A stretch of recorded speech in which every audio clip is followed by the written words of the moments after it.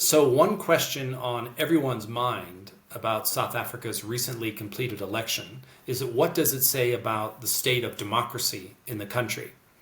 And I think there is good news and there's bad news. First, the good news. The ANC, the ruling party of South Africa for the last 30 years, a former liberation movement, had grown complacent, it had grown somewhat entitled, and even developed a sense of ownership of the state.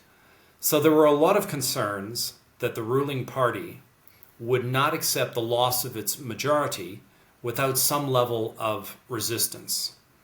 And those fears have proven totally unfounded.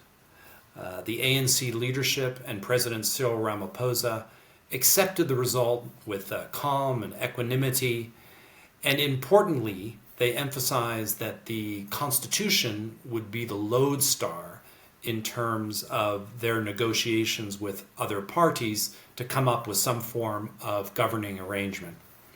Now, the bad news about South Africa's election is what it says perhaps about the level of civic engagement, civic education in the country, because the voter turnout was extremely poor. Only about 1 in every 3 South Africans that were eligible to vote cast their ballot. So I think stark questions have to be asked about how strong is democracy in people's everyday lives. And I think that the election raises some troubling questions in that regard. One of the really exciting things about the next few days and the next week is how are these massive personalities that are leading the particular political parties that are most important in these negotiations, how are they going to interact with one another? And we know from modern political history that individuals, key individuals, personalities, and the relationships they are able to forge with one another are absolutely critical to the success or failure of any negotiations. So first we have the current president, Cyril Ramaphosa.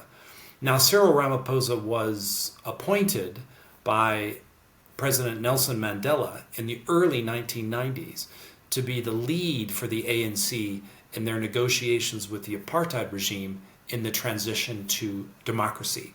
And now here he is more than 30 years later, and he's heading up a negotiation that's perhaps even as important as that one.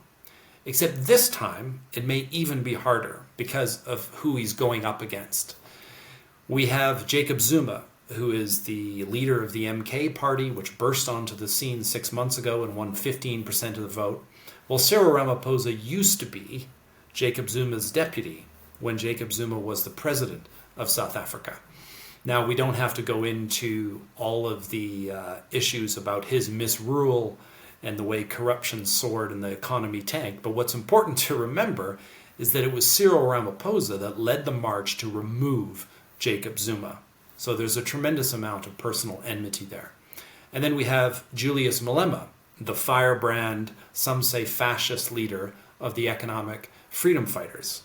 Now, Julius Malema was expelled from the ANC party in 2012. And who was the person chiefly responsible for expelling him? Well, Cyril Ramaphosa. And the last few years, Malema has been gunning for Ramaphosa's head. And then we have a critical figure, and that's Helen Zille, who is sometimes regarded as the Iron Lady of South African politics. She is not the leader of the Democratic Alliance, which got 22% in this vote, but she's no doubt their most influential figure. Now, she is tough, she is competent, but she rubs almost everyone up the wrong way. And she also has views on South Africa's race-based policies, which are not shared by the other 3 leaders. So it's going to be incredibly interesting what happens over the next few days. And I think, all of South Africa and a lot of the world, specifically in Africa, are on tenterhooks and seeing how all this is going to play out.